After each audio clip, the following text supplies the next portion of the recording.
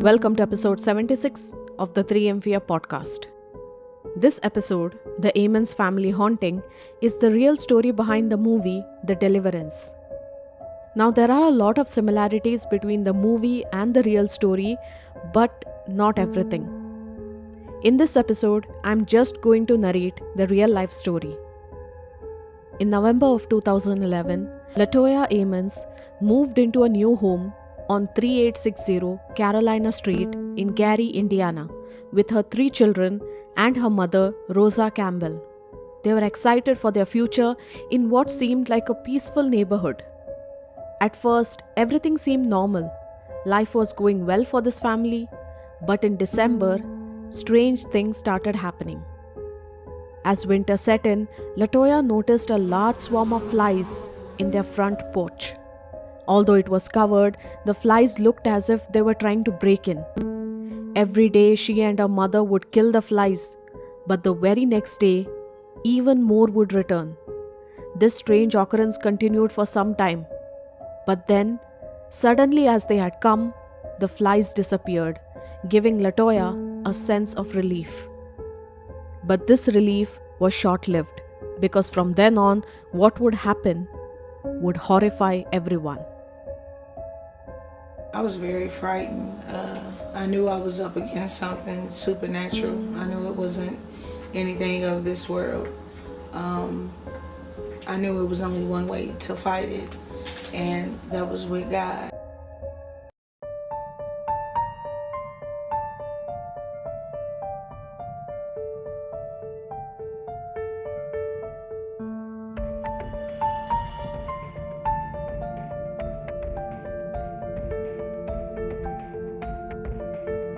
Hello and welcome to the 3am Fear podcast. I'm Nikita Ferrao, mystery and thriller author. On this podcast, I talk about real crimes and real people. Due to the graphic nature of some of this content, listener discretion is advised. You can find the episode show notes on my website 3amfear.com. Let's get started.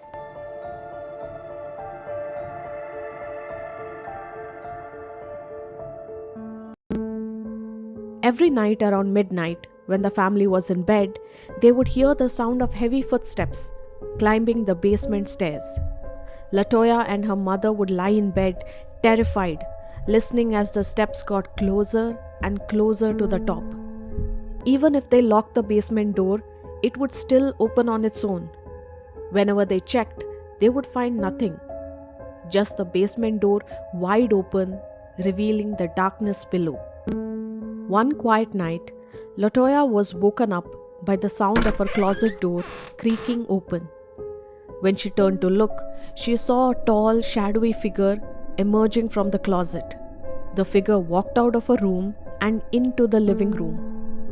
Latoya, scared but determined, jumped out of bed and followed it. What she saw made her blood run cold. In the living room, this large man, or the figure of this large man, was pacing back and forth, but she had no idea who this was or what this thing wanted.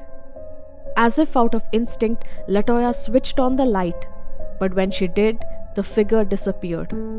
Confused, she looked around the room and noticed something chilling. Large muddy boot prints on the floor where the figure had been walking. But how could this be? Was that figure real? Though disturbing, these strange occurrences didn't terrify the family. They were scared, but they weren't sure if what they were seeing was real or not. But everything changed on March 10, 2012, when their unease turned into full-blown horror. That night, Latoya and Rosa were hosting a wake for a recently deceased family member. A small group of family and friends had gathered around to mourn. The wake lasted late into the night. They suddenly heard loud screams. Latoya had been in her mother's bedroom with her 12-year-old daughter and her daughter's friend. Out of nowhere, Latoya began screaming for her mother. Rosa rushed into the room and found her 12-year-old granddaughter unconscious and levitating above the bed. In panic, the family and friends gathered around the bed and started praying. As they prayed, the girl slowly descended back onto the bed. When the girl finally woke up, she had no idea what had just happened. She didn't remember anything. The guests were now shaken and terrified by what they had seen. They quickly left the house and did not want to come back again. What started as a dream was now becoming a nightmare, and the Amons family was left wondering what had just happened. After that one event, there were weeks of paranormal disturbances. Latoya and her mother felt desperate. Footsteps from the basement, shadowy figures, and so many other things left them frightened and confused.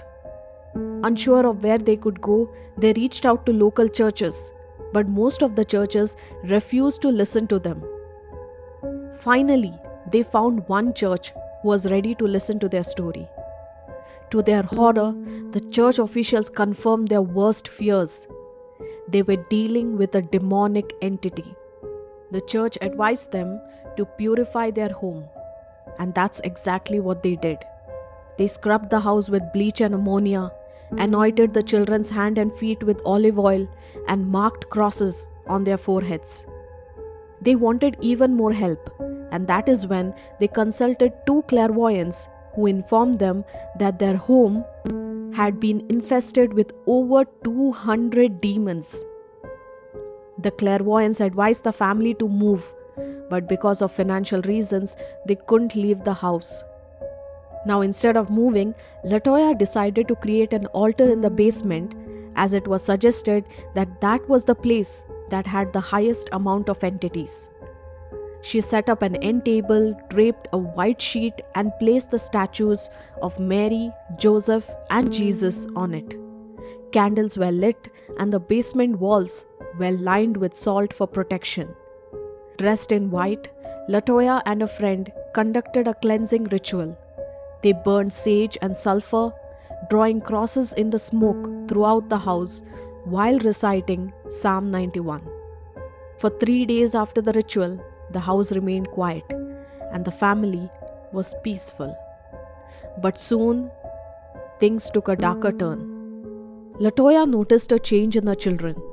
They began speaking in deep, sinister voices, and their faces twisted in unnatural smiles. And sometimes she would even notice this bulge in their eyes. These episodes were terrifying, and the worst part of all was that after these things would happen, the children had no memory of what they did. They would just be shocked and surprised and ask their mother, "What happened?" Now, at one point, Latoya found her youngest son sitting in the closet and talking to an invisible boy. When Latoya asked him, he started telling chilling things like, "I came to kill and I'm going to kill." The boy would even describe what it felt like to be murdered in gruesome detail, something that no child would know. On one occasion, Latoya's son was violently thrown from the closet, hitting his sister and causing her to crash into the headboard of a bed, which left her needing stitches. Her daughter told the psychiatrist that she often felt paralyzed, as if someone was holding her down and choking her. During these episodes, she would hear voices telling her that she would never see her family again and that she would be dead in 20 minutes. Latoya was now convinced that her children were possessed. During her own attacks, her body temperature would spike and she would fall in and out of consciousness. Rosa, however, didn't experience this much, and she had this faith that her guardian angel was protecting her. As the terror grew, Latoya became scared for her children's safety. On particularly bad nights, when the supernatural entity was unbearable, she would take her children to a hotel room, desperate to get out of the house. When all of this was happening, the family decided to reach out to a physician named Jeffrey.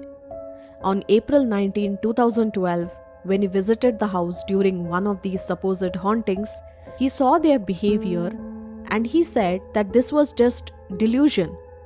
Latoya told the doctor everything that had happened. The doctor wrote everything down and said that this was just delusion, ghosts, and hallucination, and that none of the haunting was real. Now, as this was happening, suddenly the youngest son began cursing at the doctor in a deep, unnatural voice. And out of nowhere, he was lifted high into the air and thrown violently against a wall without anyone touching him. Both he and his older brother collapsed, passing out cold. Medical staff rushed in, trying to wake up the boys, but they wouldn't. The doctor's office were immediately notified, who then called 911. Soon, 8 police officers and paramedics arrived, rushing the boys to the hospital. Latoya followed, requesting the hospital staff to put some olive oil on her sons, a religious practice that she believed would help her. The hospital staff just laughed. At the hospital, Latoya was unable to speak to her children. She didn't know what to do. She turned to prayer, hoping that there could be some sort of a miracle. Soon after, the boys regained consciousness. The older son seemed normal, but the younger boy started screaming, lashing out at everyone near him. It took 5 grown men to restrain the child. A hospital employee suspected that there was some sort of child abuse happening in the house, and that's why he decided to call the Department of Child Services. That is where Valerie Washington, the case manager, comes in. Everyone believed that whatever was happening in the house was happening because of Latoya, and that she was hurting her own children and saying that there was some sort of possession. After examining the family, she said that Latoya should not be allowed near her children because there were signs of physical abuse. A psychiatrist at the hospital declared that Latoya was sane, but still, Valerie was sure that something was happening to her children and Latoya was behind it. When Valerie was interviewing the family, the youngest boy's behavior took a disturbing turn. His eyes rolled back and he began growling. He grabbed his older brother by the neck, squeezing tightly until the hospital staff had to pull him away. Later that day, Valerie, along with an aunt and the boy's grandmother, took the boys to a small room to interview them separately. In the room, the youngest son once again started growling and in a demonic voice told his older brother, "It's time to die. I will kill you." At that moment, the older brother charged at their grandmother, headbutting her in the stomach repeatedly, that is, hitting her in the stomach with his head. His grandmother Rosa grabbed his hand, declaring, "You are not my grandson. You are a demon." What happened next would shock everyone. The youngest son, still holding his grandmother's hand, began walking backwards up the wall. He continued to walk all the way up to the ceiling, flipped over, and landed on his feet, all without letting go of his grandmother's hand. The room fell into silence. Both Valerie and the nurse who had witnessed this event ran out of the room in shock. They found the doctor and tried to explain to him what had just happened. But the doctor was skeptical. He thought that all of this was a trick. He returned to the room and asked the boy to repeat the trick. But the boy said he didn't remember anything and he didn't know what trick they were talking about. Now the nurse was a believer and she fully believed that the boy was possessed. And even the case manager Valerie agreed that there was some sort of an evil at play. After this, Latoya's youngest son was admitted to the hospital and she stayed with him the whole night. Rosa took the 2 other children to stay with a relative. The next day was the son's 8th birthday, and despite everything, they decided to celebrate with a cake and song at the hospital. But the celebration was short-lived. After the party, Latoya received some devastating news. The Department of Child Services had decided to take custody of her children, believing that they were being supernaturally and emotionally neglected. They still believed that Latoya was not a good mother. The family started crying. They couldn't understand why they were being separated.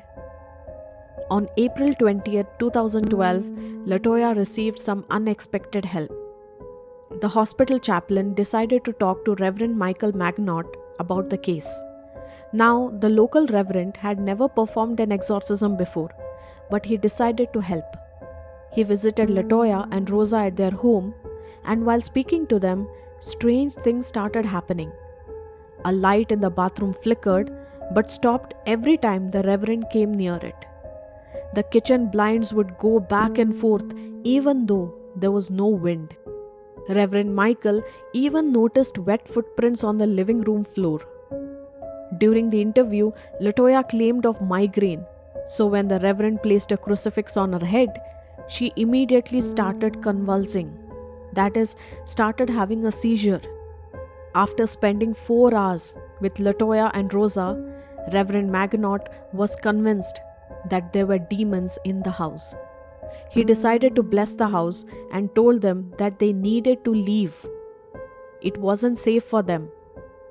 Despite all the financial issues, they would shortly leave the home. A week later, the DCS case manager Valerie, along with the Lake County police officer and 2 other officers, decided to go back to the house to see if it was safe for the children. Now Latoya was very scared and she didn't want to go into the house.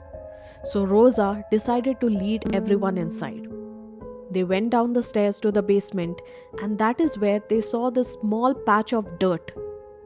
Rosa believed that this is where all the demonic activity was happening. Now one of the officers, a police captain who believed in ghosts but not demons, said that his views changed after visiting the home, and now he believed that the house had demons in them. During the visit, several electronic devices used by the officers malfunctioned, even though they had recently changed the batteries. One officer's audio recording even picked up some disembodied voices, some whispers. When they took photos, they could see these strange outlines and even a blurry face. Later, the police captain experienced even more eerie things at his very own house. His garage door refused to open, and the driver's seat in his personal vehicle started moving on its own. A mechanic discovered that the motor controlling the seat was broken, and if it had malfunctioned while the captain was driving, he could have died in an accident. Sometime later, the same group decided to go back to the house, but this time Valerie was not with them because she was too scared to go back to the house. And that's why another lady, Samantha, decided to take her place. In the basement, Samantha would notice a strange liquid dripping from the ceiling. When she touched it, it felt both slippery and sticky. Now Reverend Magnot was also here. He searched the dirt patch beneath the stairs for any cursed items, but he couldn't find anything. He blessed the salt and spread it around the basement before everyone went upstairs. While in the living room, Samantha suddenly noticed that her pinky finger was tingling and turning white, as if it was broken. She began to feel this wave of panic, and she suddenly was struggling to breathe. The police captain, who had seen many horrors in his line of work, refused to stay in the house after dark and insisted that they hurry up with the inspection, close everything up, and get out of the house. As the group continued the investigation, they noticed an oil-like substance dripping from the window blinds. They thought that maybe Latoya or Rosa may have put some oil there because Latoya and Rosa wanted to prove that the house was haunted, and if they did that, they could get their children back. But it was too strange and they couldn't explain it. Now after this, the strange and terrifying events in Latoya's life would reach to a point where the family desperately needed religious help. Latoya and her mother would consult Reverend Magnot, and he believed that the liquid had something to do with demonic entity. Reverend Magnot took details of everything that he found in the house, and then he went to the bishop to ask for permission to conduct an exorcism on Latoya. But the bishop denied it. The bishop said that he needed to talk to the priests and find someone who had experience in performing exorcism to do the exorcism. Because, as I said, Reverend Maginot didn't have any experience in conducting exorcisms.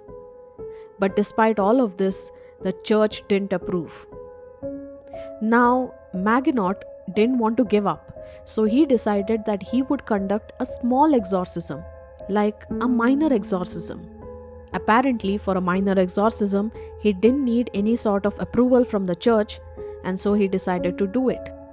During the minor exorcism, which involved prayers and appeals to cast out the demons, 2 officers and Samantha were present.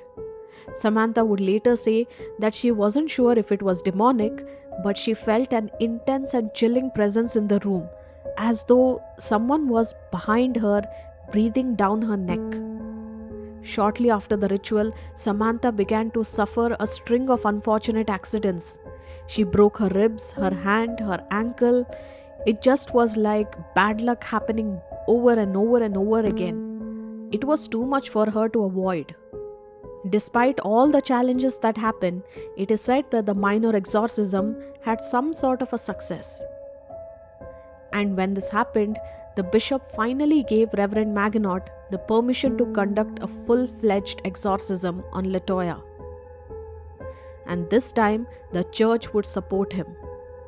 Now, before performing the exorcism, Reverend Maginot asked Latoya to search the names of all the demons who might be in the house.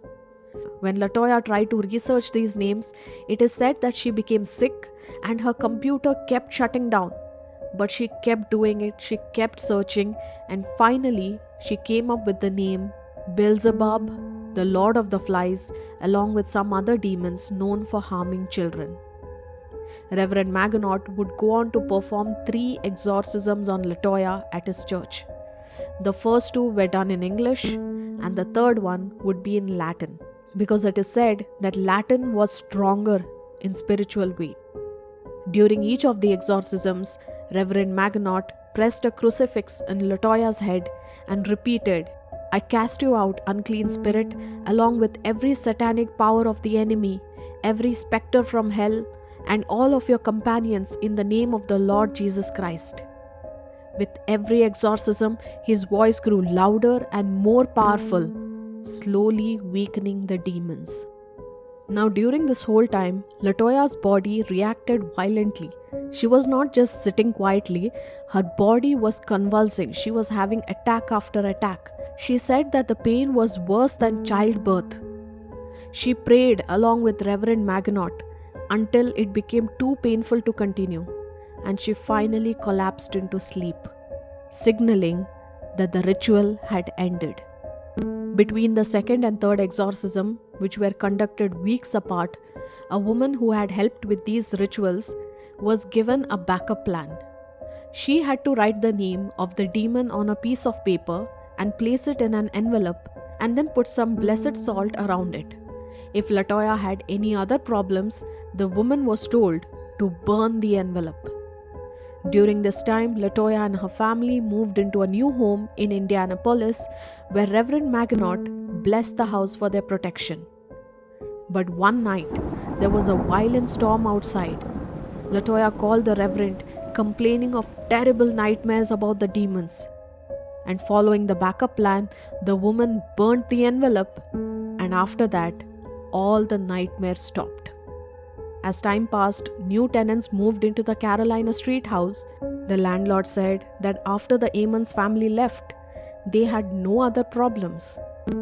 In November of 2012, Latoya regained custody of her children, and child services continued to check on the family until January of 2013. By then, the case was closed, and Latoya and her family were finally able to move away from all the torture that they had suffered over the years. After moving into their new home, Latoya and her children finally found peace. There was no demonic activity, the children were safe, the family was happy, and Latoya would thank God for guiding them through all the terrifying experience. From that point on, the family never felt anything supernatural again. But the haunting that took place before left a lot of questions. Did Latoya unknowingly invoke something? Was she the one playing around with something that caused these demons to come? Was there something on the property, and did the next family never feel anything? Or did the next family feel something and think that it was nothing? Or could it have been a generational curse? Latoya felt it, her mother felt it, her children felt it. Could the next generation also feel it? There are some pointers that I came across while researching on this case. And these pointers are why many people believe that the family may not have been haunted. Now I'll put these points in front of you and you let me know, do you think that the haunting actually happened? Latoya's children had a history of missing school often, and there was even a complaint filed against her in 2009. In 2012, she would say that her children missed school because of all the demonic activity that was happening in the house. Now, there was an investigator named Joe Nickell who pointed out that the police chief, Charles Austin, believed in the supernatural and that maybe he could have been biased because he believed in ghosts, he believed in supernatural. So maybe when he saw these activities, he immediately thought, that's a haunting. Now, Nickell would also go on to say that a photo published by the Indianapolis Star and labeled as taken by Hammond police was not actually an official police photo. This is according to the Hammond police chief. After interviewing witnesses, Nickell concluded that the supernatural events were either exaggerated or misreported, and that many of them had no explanation. For example, the levitation that I spoke about, where the daughter was being lifted off the bed. But maybe the girl was just jumping up, because it is said that she levitated and then came back down. So was she jumping? Similarly, there was another case where the boy was walking up the wall while his grandmother was holding on to him, trying to bring him down. Now, throughout the case, he was walking up the wall backwards while holding on to his grandmother. So could it be possible that he was holding on to his grandmother and walking up the wall while she was balancing him? Maybe it was not demonic, maybe he was just walking up the wall and the grandmother, out of fear, was holding on to him. Now the landlord, Charles Reed, would say that he never experienced anything, the previous family never experienced anything, and the family after the Ammons family would also never experience anything. Reed would also go on to say that everything that the family said was a big lie. Psychologists interviewed the Ammons kids and concluded that they were acting in lines with their mother's belief. That is, the mother said that the house is haunted and the children went with it. One psychologist, Tracy Wright, noticed that the youngest son would act possessed whenever he was asked a question he didn't want to answer. Now keep that in mind, he acted as if he was possessed when he didn't want to answer a question. So could this all point towards the fact that maybe the Ammons family was not haunted? Maybe the family was too dedicated and believed in demons, and that they just believed that they were possessed. This is all a maybe, but what do you think? Exorcism is a very rare and serious thing that the Catholic Church, and you have to go through a lot of hoops to get it approved, to get the people in. It disturbs me a little bit that the boy involved, and this is according to the newspaper and other eyewitnesses, you know, was doing incredible things like walking up walls and things like that. But you yourself never talked to the boy. Why not? Well, when I went to do the interview at the home with the mother and the grandmother, it was a 4-hour interview. And the first 2 hours were basically just getting information of all the occurrences and phenomena that was surrounding everything leading up to that incident at the emergency room in the hospital. The problem I'm having with this is, number one, you didn't see the boy. I think the credibility of the Catholic Church is in a tough way now in this country. Exorcism is a very serious thing, very, very serious. I understand you got permission from the bishop in your diocese to do this. But it just seems to me that the story is not solid enough to go public with it. And there are a lot of people watching right now that say this is more mumbo jumbo from the Roman Catholic Church and no credibility here at all. How would you answer that? Well, the two boys and the girl one was put into a lockdown psychological children's ward, and the other two were taken to the Carmelite sisters who take care of foster children. And so they were taken away from the parents and from the mother and the grandmother, and so I didn't have access to them. And I discovered in the investigation that the mother was also possessed. Mainly at the end, very end, I put the crucifix on her forehead and she began to convulse. As a Catholic priest for many years, you believe that there is something unworldly involved with this family. Now, despite all the mystery surrounding the case, what is certain is that there are a lot of witnesses. The nurses, police officers, state officials, many people saw this. Many people saw what happened. So it is kind of a confusing case. You have a lot of witnesses, but at the same time, you have a lot of factors pointing against them. Now, in the end, the Ammons family managed to escape the demons, and so far, it is said that they are having a very nice life. They are not being tormented by any demons, and they are living happily. Now, I want to know from you, what do you think about this case? Do you think the family was actually haunted, or were they just too religious and they believed that they were haunted?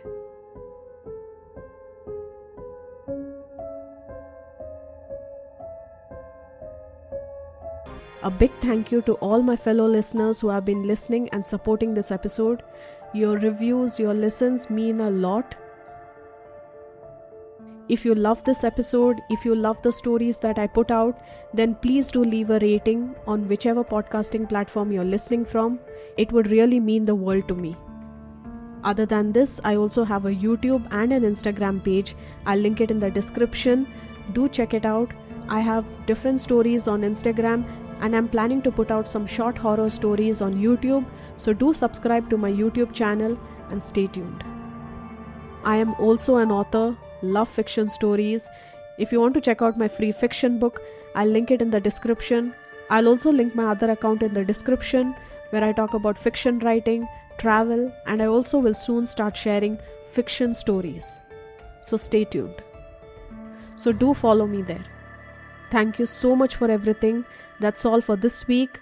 Stay kind, stay safe, and see you next week.